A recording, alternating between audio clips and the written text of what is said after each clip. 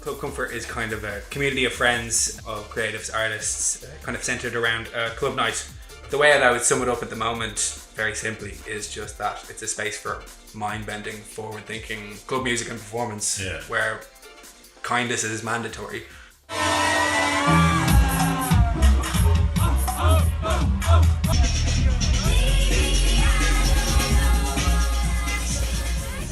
Club Comfort is mainly myself, DJ Baliboc, Djs Selky, and then Roo Honeychild. The three of us kind of manage it together, the club night at least. I was in school with Roo, like since we were in primary school, and I was also teaching some of my friends that I went to school with how to DJ in my house.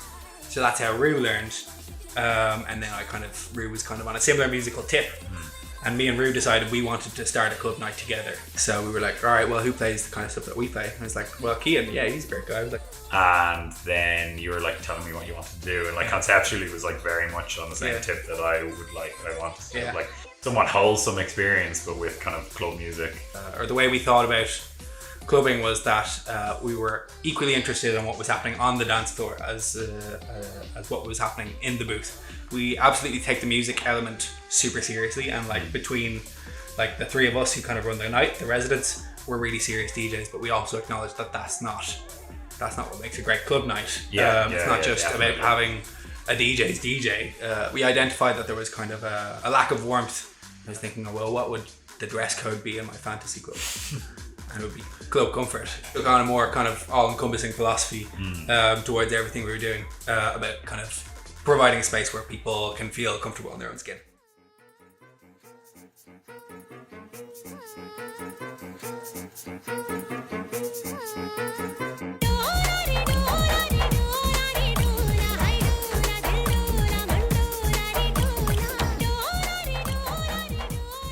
So we did our first ones in Fibbers, and like I said, they were kind of accustomed to people wearing different attire. So for us, you know, people who identify as queer or otherwise, you know, they could be wearing what they wanted and not kind of feel any kind of fear. Yeah. Like, also, I mean, I suppose Fibbers had a refreshingly kind of like hands-off kind of approach. They didn't ask too many questions about, like, you know, the kind of music that we were playing or the kind of people that we were bringing.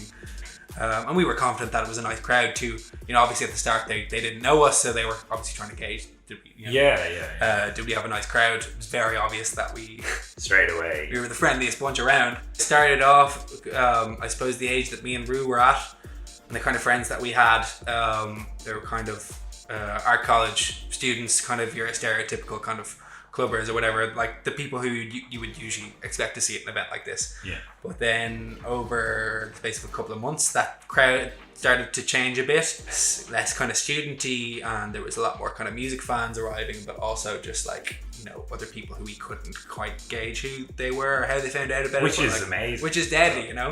Like, it started to feel like a genuinely diverse mix of people. We've had like the odd, very, very rare experience where like someone will come off the street and say, like, why are people wearing this or that and the other? And they're kind of like, we want a refund. And we're like, yep, there's your refund and on your way. We were there for a while, and like they kind of said, listen, we're not making enough money off it. When like we were doing like, you know, pretty much selling out most nights, we're not making any money.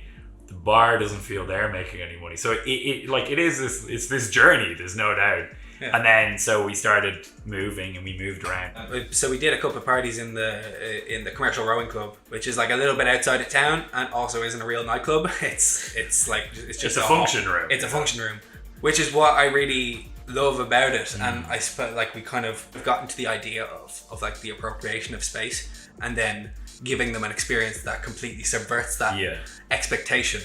It definitely has that ravey kind of hardcore vibe to it, of like you find a place, an old pub, and you turn it into your spot. For sure. What the grander conversation we've talked about a lot is the need for space in Dublin. And you make the assumption that like club nights and kids are just going to keep drinking, but actually like now, like people probably drink less, and like we know people come to the club and not drink at all, or don't do like, you know, drugs or any intoxicants at all, and they're just there to dance. But as a publican, as a bar, as a club owner, like that doesn't get you excited. You are shifting very much the mentality of like people's perceptions of a club, where it's like there's a bouncer and, you know, someone walks around picking up the pints, and this is a completely different thing now. You're in your own space, policed by you with your own music. We absolutely love it, but it's exhausting. So it's like you're getting in a sound system, and you and it's great. You build relationships with like sound system people and like the venue itself. You know, we do have our specialities. You know, we all bring something different to the table. The biggest thing we did was the Comfort Carnival. The idea for this event that I had was kind of this celebration of the diversity of Irish music culture and kind of DIY underground scene that is so just it has this remarkable interdependence that I just felt was really, that I just really wanted to kind of encapsulate in one day and have a lineup to reflect that. So actually it was listening to the Sim Sima EP Past the Aux Chord. I think it was the day that came out and I was listening to that. It's kind of when everything kind of came together in my head for it. I see the way I've been chased by Nino. Claim I'm deep but don't check ID card. Black boy in the suburbs, oh he's shot. Slap off the wristwatch will leave you G-shocked. So obviously they were kind of like number one priority to get on the lineup, and that was easy because like, you know, they're our friends. And I guess they kind of herald kind of the new Irish identity in music of like progression of different types of music in Ireland, and like I think there's so many artists doing that at the moment who do very, very different things to Sim Sima. All doing different things from each other, but kind of they express their Irish identity in these kind of weird and interesting ways. There are a lot of moving cogs. There are a lot of people doing it, and like there's a lot of things that we decided we really needed to do for this that we hadn't done before, like hiring a food truck, like running a merch stall, a whole visual identity which like Nick created as well, which we never had. Like we've obviously done posters and stuff, but like it's exhausting, and like it wasn't without hiccups, and like definitely like, you know, we learned a lot. But like more so than anything, it was such a boost for us to be embraced by an institution like Dublin Fringe, to be taken on for something like this. My God, and our thanks to them, because like they were so unbelievably great, because we did it on a budget of nothing. Like I mean nothing.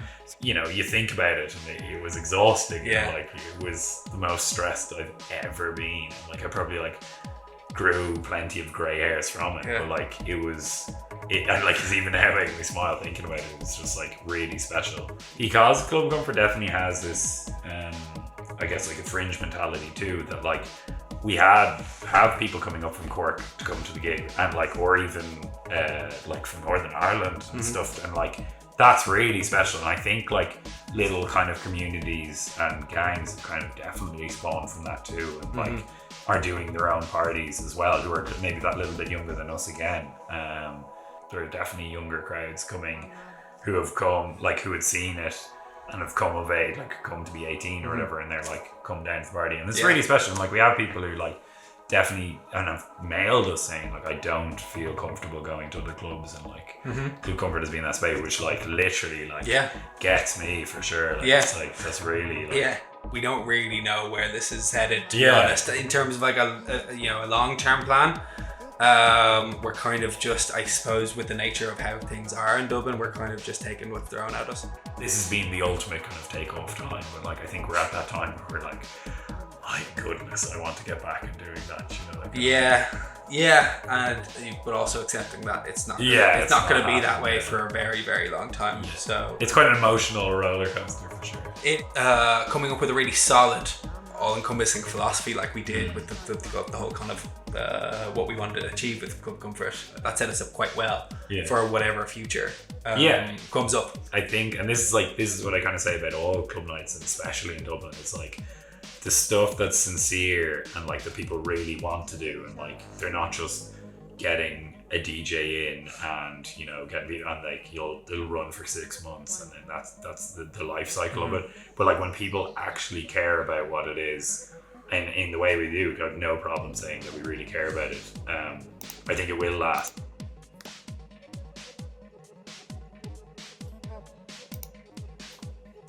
Bitch.